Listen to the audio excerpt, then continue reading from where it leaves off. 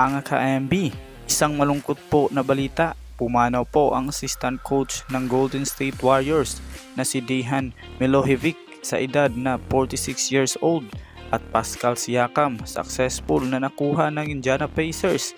Pero bago ang lahat, kung bago ka pa lang sa aking YouTube channel ay huwag mo nang kalimutang mag-subscribe at pakipindot na din ang notification bell para mas updated kayo sa mga bago kong video.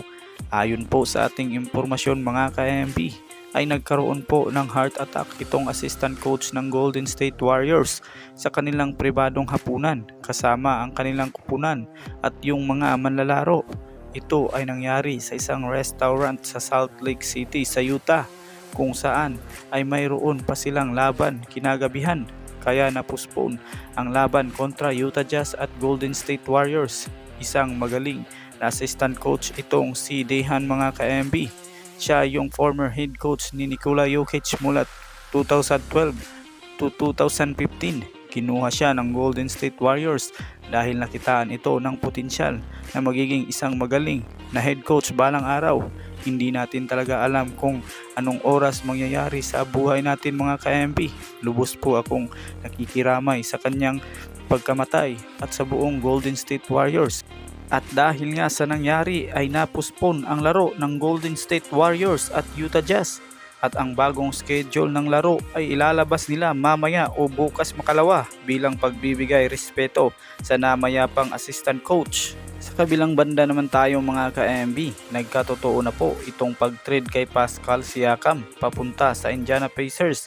Parang ayaw umano ng Raptors na palakasin itong Golden State Warriors at mas pinili nila itong Indiana Pacers. Ayon po sa ating nasagap na balita ay marami ang nagdududa sa nakuha po ng Toronto Raptors para kay Pascal Siakam.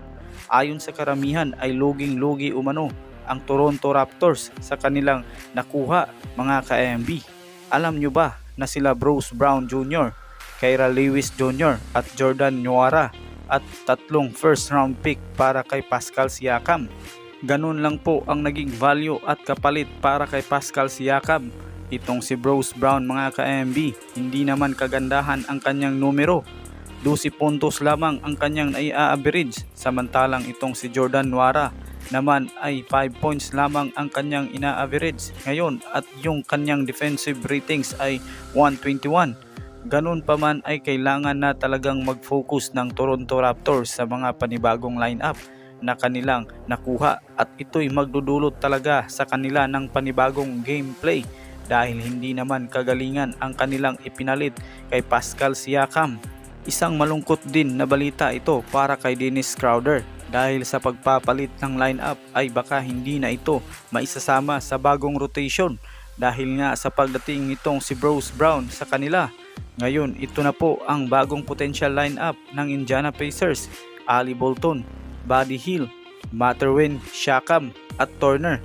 Mas malakas na talaga ang Indiana Pacers sa kanilang panibagong lineup ngayon. Hanggang dito na lamang po ang ating video at i-comment nyo lang ang inyong reaksyon sa video ito. And this is it, MB Sports TV.